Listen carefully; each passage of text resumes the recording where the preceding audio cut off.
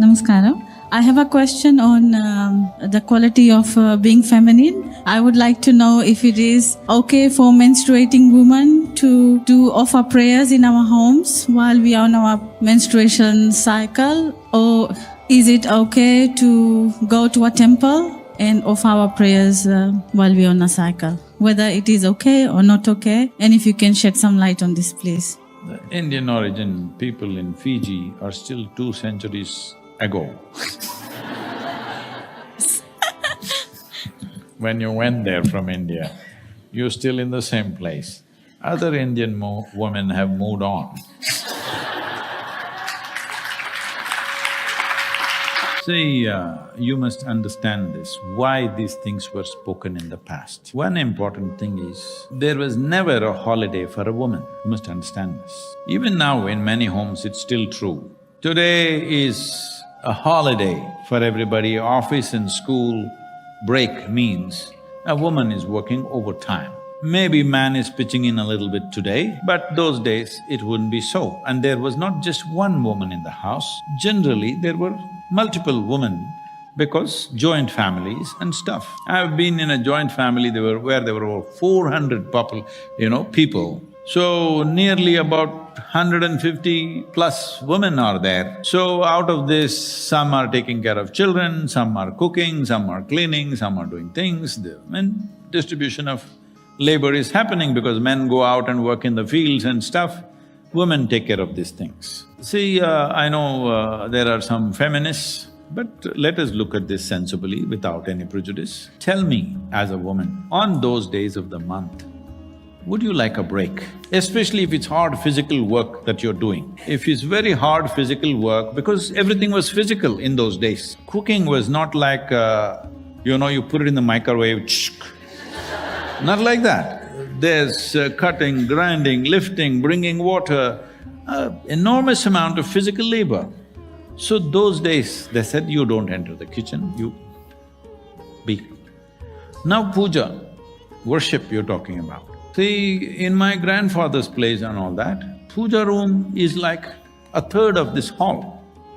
Huge, there are so many gods to be satisfied. Dozens and dozens of gods and goddesses. The day a woman is allotted to do puja, because different days, different women are allotted so that… because puja is a strenuous process. To do puja means you must take some special water, not just some muddy water from somewhere, special water from that part of the river. You carry it, bring it, clean the puja room, prepare all these things, put flowers, make the prasadam, this, that, a whole lot of work. Worship is not simply… okay, it was an elaborate process. So again, she got a break. If she's at that time of the month, she doesn't have to do it. So generally she was given break from everything because that's the only holiday she got in a month. There are no Sundays, Mondays, Fridays, nothing for her. Every day is on and on and on. At least when she's… in a way, a woman is molting when this is going on, something of the old is going away and something new is beginning to form in the system. And above all, women did not have periods every month in those days because they had children and they were nursing the children. So 2-3 years they won't have… if they have periods, it's only for a few months and again they're pregnant and it will go on. In her life, from the age of 14 to 45 or whatever, if she delivers 5-6 children, she might have seen maybe a few dozen periods, I want you to know.